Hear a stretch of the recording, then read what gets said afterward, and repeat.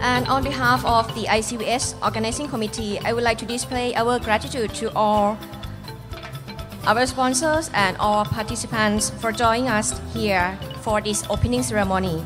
Hope you enjoy the time here and the rest of our conference. And the following will be a keynote lecture. This year, our conference has chosen many interesting subjects of the specific relevance. In addition, we are honored to have many guest speakers joining us to cover important areas. Before we continue our program, I have a couple of housekeeping items before we get started.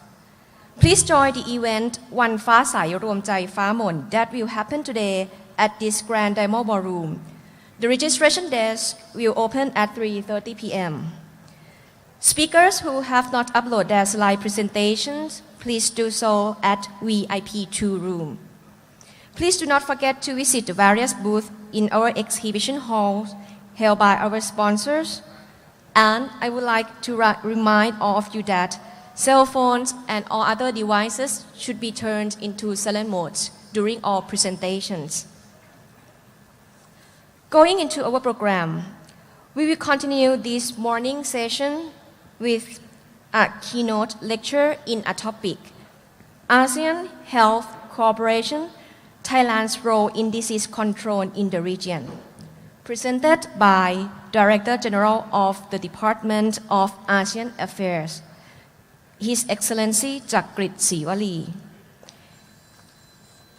His Excellency Chakrit Siwali was the Director Division of Economic Relations and Cooperation, Department of Economic Affairs, and the Minister Counselor, Department of Information, Ministry of Foreign Affairs.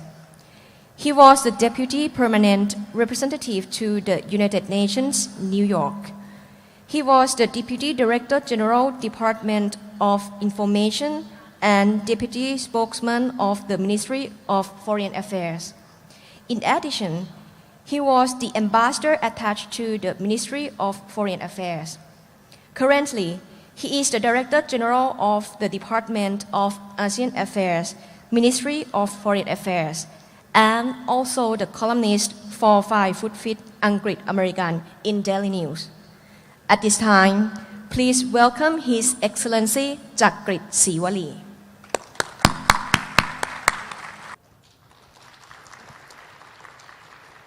Good morning, ladies and gentlemen, distinguished participants. It's a great pleasure to be here with you this morning. I've always had great admiration and respect for veterinarians. My house is something of a zoo with many cats and dogs, so I have great appreciation for what veterinarians do for me and my extended family. It's an honor to be here speaking before all of you. On behalf of the Department of ASEAN Affairs, the Ministry of Foreign Affairs, I would like to thank the Thai Veterinary Medical Association under royal patronage, and in particular its president and my dear friend Dr. Sarawit Thanito for giving me this opportunity to speak at the 40th International Conference on Veterinary Sciences, or ICVS.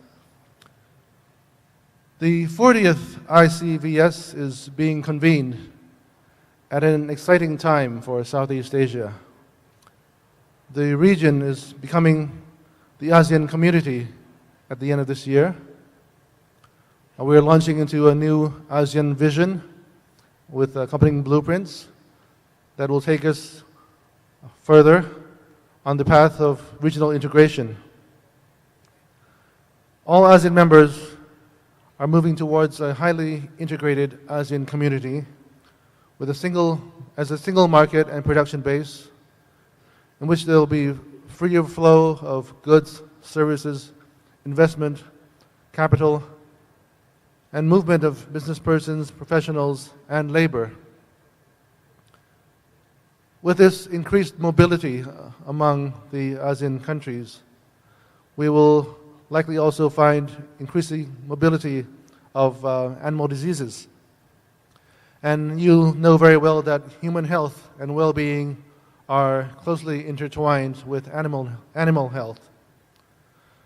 Veterinary practices are therefore critical to both public health and the economy. When we look at the prospects of disease control, in particular, food safety, the food industry, and the food trade. My presentation this morning will give you a brief overview on how Thailand has been working with ASEAN through our health cooperation and the challenges we face in the region in the area of disease control.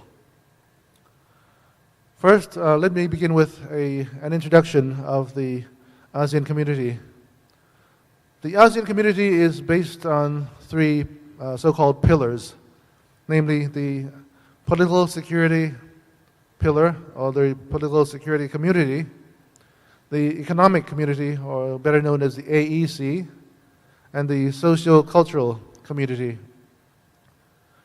Later this month, actually next week, ASEAN leaders are to adopt the ASEAN Community Vision 2025 and its blueprints for the next 10 years. And this will be at the 27th ASEAN Summit in Kuala Lumpur. The Vision 2025 is to realize a politically cohesive, economically integrated, socially responsible, and a truly people-oriented, people-centered, and rules-based ASEAN.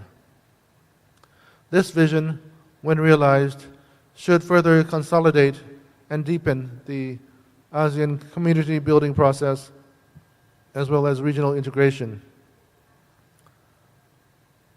Second, I wish to point out that the health issues under ASEAN are addressed under the socio-cultural pillar, or the so-called ASCC, the ASEAN socio-cultural community. ASEAN member states have also identified the ASEAN post-2015 Health Development Agenda, which comprises 4 clusters: promoting healthy lifestyle, responding to all hazards and emerging threats, strengthening health systems and access to care, and ensuring food safety. I wish to draw your attention to the fact that food safety is also addressed under the AEC, the ASEAN Economic Community pillar. Here it focuses on harmonization of food safety regulatory frameworks under the purviews of the ASEAN Ministers of Agriculture and Forestry, or AMAF, and the ASEAN Economic Ministers, the AEM. Third, ASEAN has put in place various ASEAN mechanisms for health cooperation. And these are the ASEAN Health Ministers Meeting, the ASEAN Senior Officials on Health Development, the ASEAN Expert Group on Communicable Diseases, the ASEAN Expert Group on Food Safety, the ASEAN Task Force on AIDS, the ASEAN Working Group on Pharmaceuticals Development, the ASEAN Technical Working Group on Pandemic Preparedness and Response, and the ASEAN Focal Points on Tobacco Control. All these various ASEAN mechanisms are instrumental in enhancing ASEAN's capacity to effectively address health-related issues and prevention and control of communicable diseases, and especially emerging infectious diseases, which are closely linked to animals as carriers. Fourth, let me note that emerging infectious diseases are considered a daunting challenge for ASEAN. In the past decade, the ASEAN region was a hotspot for emerging infectious diseases, including those with pandemic potential. These EIDs have taken a heavy toll on public health and the economy. The avian flu H5N1 pandemic in 1997 left a profound impact on the poultry industry. The outbreak of SARS in 2002 was spread from civets, I believe, and rapidly decimated the region's tourism industry. the swine flu H1N1 of 2009, the Ebola outbreak in 2014, and the MERS virus in 2015 all caused serious concern for the movement of people across the region of East Asia and Southeast Asia. With climate change expected to exacerbate and broaden the scope of vector-borne diseases, the likelihood of such animal viruses as avian flu, jumping species to humans, is a cause of growing concern to all of us, and particularly, I'm sure, to all of you here. Fifth, I wish to note that Thailand has been playing a role in strengthening ASEAN cooperation in response to the challenges from emerging infectious diseases. Thailand has some expertise and experience in the areas of medical services and healthcare, and we have tried to play a constructive role in strengthening the region's efforts and capacity in boosting preparedness, surveillance, and response. Thailand has utilized the ASEAN +3 framework, which includes not only ASEAN but also China, Japan, and South Korea, with their combined population of over 2 billion people, as a platform to combat the spread of new epidemics and restore confidence in the region. A number of high-level meetings have been held, namely the special ASEAN +3 leaders meeting on SARS in 2003, the ASEAN +3 health ministers meeting on the prevention and control of avian influenza in 2004, and the ASEAN +3 health ministers meeting on influenza A, H1N1, in 2009.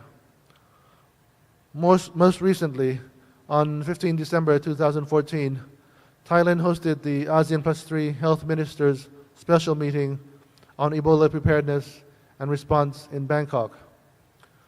With the spread of the MERS CoV this year, Thailand also proposed a special video conference among the ASEAN +3 health ministers on this threat in the region to discuss ways forward in enhancing preparedness and response to the situation.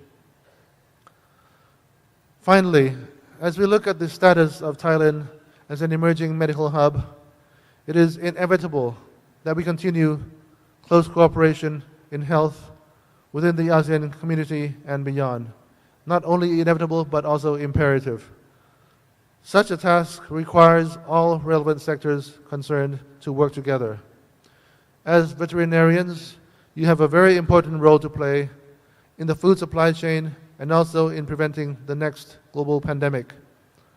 That no infectious disease has gone global in the way that the Spanish flu did in 1918 is thanks in no small part to the efforts of veterinarian science professionals such as yourselves. So I salute you for your work, and I thank you for your attention. ขอบพระคุณครับ